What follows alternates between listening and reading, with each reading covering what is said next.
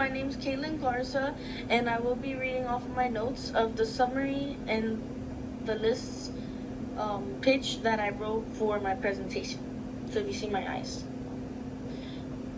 My name's Caitlin Garza, and today I'll be talking about Aaron Krause's pitch for the product Scrub Daddy, featured on Shark Tank, Season 4, I believe it's Episode 7. I'll explain the key issues and concerns the shark had, share my thoughts and opinions about the pitch, and connect our learning concepts from our course, and let you know if I would invest if I was a shark. Scrub Daddy is a smiley face sponge that changes texture based on water temperature, firm in cold water, and soft and warm. I actually have a Scrub Daddy at home. Aaron Krause came into the Shark Tank asking for $100,000 in exchange for 10% of his company, giving it a $1 million valuation. His pitch stood out because of the product's uniqueness and strong demonstration and energy. Lori Greiner saw the opportunity and made a deal with Krause, and Scrub Daddy went on to become one of the biggest success stories in Shark Tank history. Some of the issues and concerns I had, one big one was the valuation. Krause's valued the company at $1 million, which seemed high since he didn't show much financial data or long-term sales during his pitch. Another concern was scalability. The product had done well on the QVC, but the Sharks wanted to know if he had planned to extend into retail stores, online platforms, or international markets.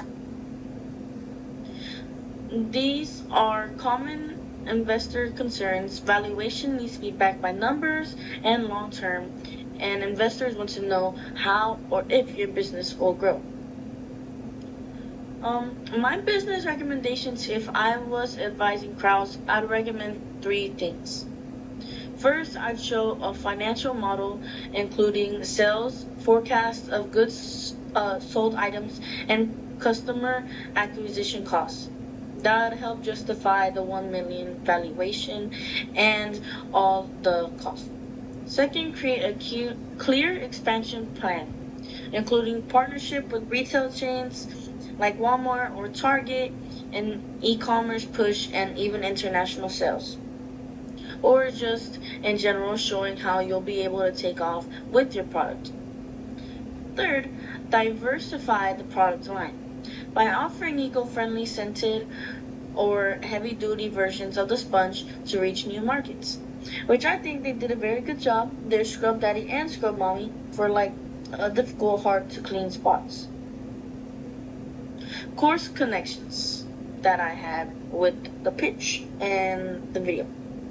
Krause's pitch connects to several concepts that we've covered. First, it's a great example of product innovation and differentiation.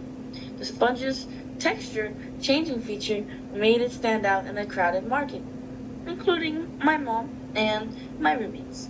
Second, his negotiation with Lauren Grinner reflects interest-based negotiation. He didn't just want money, he wanted her experience and retail connections to be able to get his product out there and be able to have more people to sell. Sorry, I sound retarded. Anyways, third, his marketing strategy focused on direct consumer sales through QVC, which is a great example of using the right channel for the product. How would I invest? If I were a shark, I would invest. I would ask for a higher equity stake, maybe 15 to 20% instead of just 10, just because of the early stage and its risks, like if it didn't take off or the product just didn't do too well. The product was innovative and had strong demand, and Krause was passionate and open to guidance. With the right partner, Scrub Daddy had huge potential, and it proved to be one of the most successful products ever pitched on the show. In conclusion, Aaron Krause pitches teaches a lot about product innovation, valuation, and smart negotiation. Even though it wasn't perfect, it was a great example on how passion and unique product, the right strategy, can lead to massive success. That's the end of my pitch for the Shark Tank Scrub Daddy.